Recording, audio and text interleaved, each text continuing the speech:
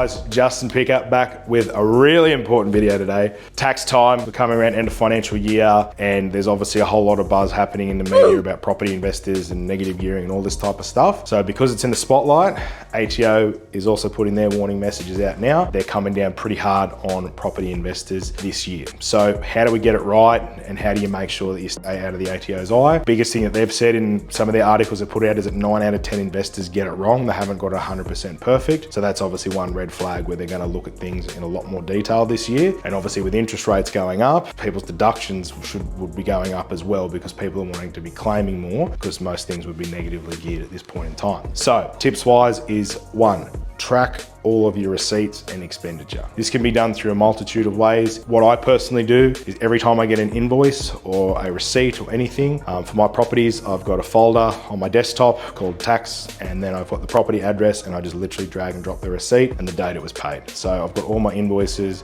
go see my accountant, here's the folder, bang, and they just filter it out. Makes it super easy for them. So that's what I would recommend if you haven't done that yet. iPhones and tech are really good these days. You can literally take a photo of the receipt, scan it, it makes it a PDF, strata paid, whatever date, however much it was, happy days, it's done. So you're not gonna double cross anything or pay it twice. That's what I've been doing for the last couple of years, which has really helped. The other one is getting a depreciation report. So general kind of rule of thumb is that depreciation can be claimed up to 40 years on a property, and that is something that may help reduce your taxable income. So if you had a property that was $30,000 in expenses and you made $31,000 worth of rental income, there would be a net profit of say $1,000, which you'd pay tax on. If you had a depreciation report that says, hey, we're going to claim $5,000 worth of depreciation, that $1,000 is now a $4,000 negative, and then you'd be due a refund on that $4,000, which would brought your taxable income down by. Depreciation, very important. If you haven't got one of those, certainly reach out to a quantity surveyor. We can put you in touch with the guys who help us with ours and organise that for you too. So very important, depreciation, if your properties are eligible for that.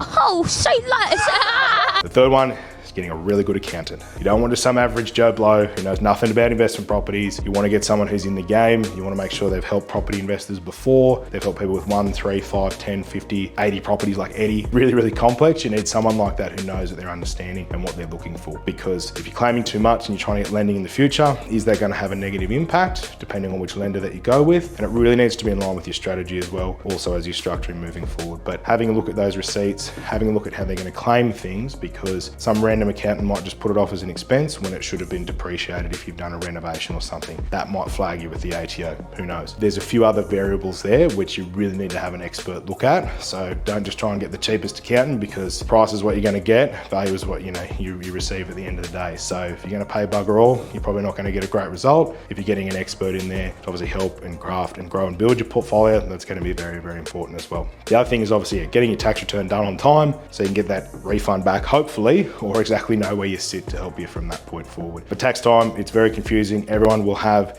a different opinion of you, a TikTok, all that type of stuff, but you really need to sit down with a licensed professional, bring all your invoices, make sure your paperwork's up to date, and also let them know the goal and the plan so that they can work with you to get to that point. If you don't have those people there, feel free to reach out to us. We'll point you in touch with the right direction. You see the accountant looks after my portfolio, looks after Eddie's portfolio. So, there's nearly 100 properties, combined on that experience there that, just off 2 people, plus many of other investors as well. So reach out to us, make sure you're getting the right advice, and look forward to hopefully working with you soon.